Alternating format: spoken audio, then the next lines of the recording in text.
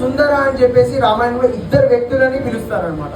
ఆ ఇద్దరు వ్యక్తులు ఎవరంటే ఒకటి హనుమంతుడు, ఇంకోటి విశ్వామిత్ర. ఓకే, అందుకే హనుమంతుడి యొక్క పేరు పైన సుందరకాండ అని చెప్పేసి పెట్టారనమాట.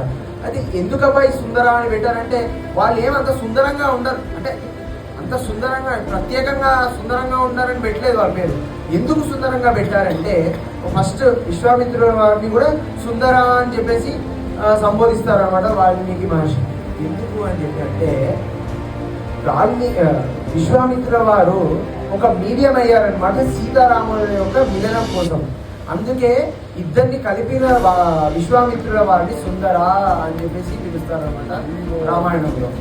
అలానే హనుమంతుల వారిని కూడా సుందర అని ఎందుకన్నారంటే రావణుడు ఎప్పుడైతే సీతమ్మ వారిని అపహరిస్తారో అప్పుడు కూడా హనుమంతుడే ఒక మీడియం అవుతాడు సీతారాముల్ని కలపడానికి. కూడా ఆ మొత్తం ఖండాన్ని సుందరకాండ అని చెప్పేసి పెట్టారన్నమాట. అంటే దీంతో నాకు అర్థమవుతుంది ఏంటంటే సుందర అని ఎవరిని అంటారంటే ఎవరైతే సీతమ్మ వారు ఎవరిని రిప్రజెంట్ చేస్తుంది, జీవుని రిప్రజెంట్ చేస్తుంది. ఎవరైతే ఒక జీవుణ్ణి భగవంతుడితో మిలనం చేస్తారో ఆయనే సుందర ఉందా. సో ఆ భగవంతుడిని జీవుణ్ణి భగవంతుడితో కలిపినప్పుడు ఏం కలుగుతుంది, మనకి అపారమైన ఆనందం కలుగుతుంది. కాబట్టి సుందరానంద అని పెట్టారు. సో మన గురుగారు కూడా అదే చేస్తున్నారు.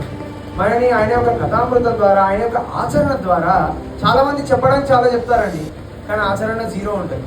కానీ గురుగారు తన ఆచరణ ద్వారా, తన వచనాల ద్వారా, కొన్నిసార్లు వచనాలు అనేవి కఠోరంగా కూడా ఉంటాయి.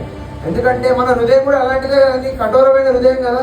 ఆ కఠోర హృదయాన్ని బద్దలు కొట్టాలంటే కఠోరమైన అస్త్రమే కావాలి కదా.